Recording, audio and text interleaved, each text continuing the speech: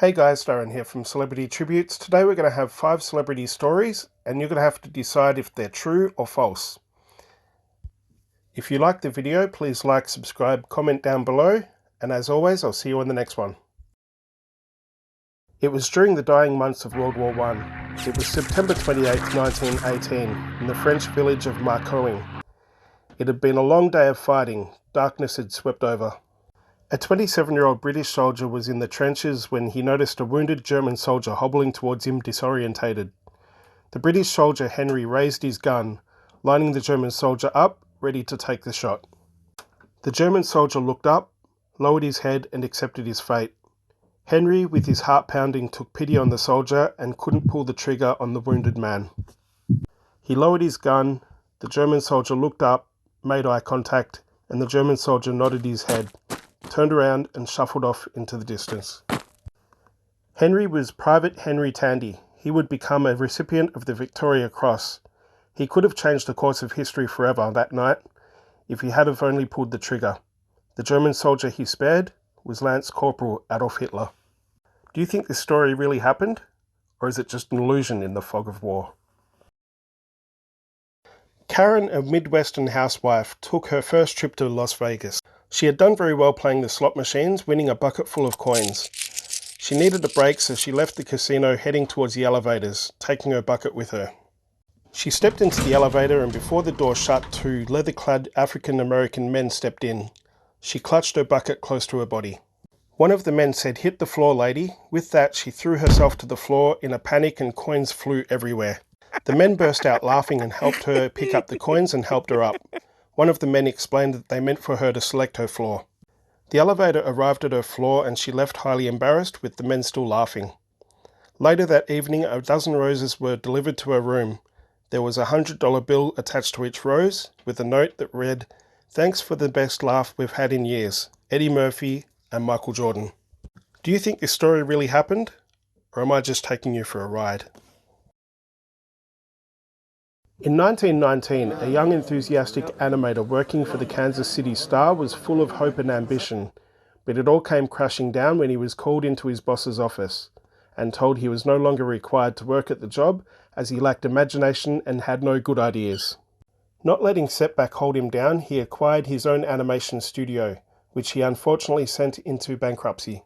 But refusing to be a quitter, he teamed up with his brother and created a new studio. It was here he found his first sign of success, with the animation about a mouse. Over time, with more ambition and imagination he was told he didn't have, he developed some of the most iconic animations to this day. His name was Walt Disney. So is this story of rags to riches true, or just a figment of our imagination? In 1865, a 7-year-old boy named Richard Shelton was playing by a creek. Whilst playing, he lost his footing and fell into the water, splashing around and calling for help. An 11-year-old boy who was nearby rushed to his aid, pulling him to safety and saving his life. Esau and Elizabeth Shelton were the parents of Richard and were proprietors of a local hotel.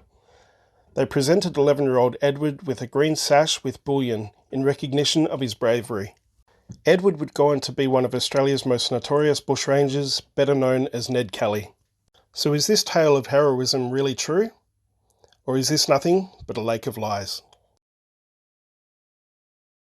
In 1964, James Bond's Goldfinger was released, but with success came tragedy.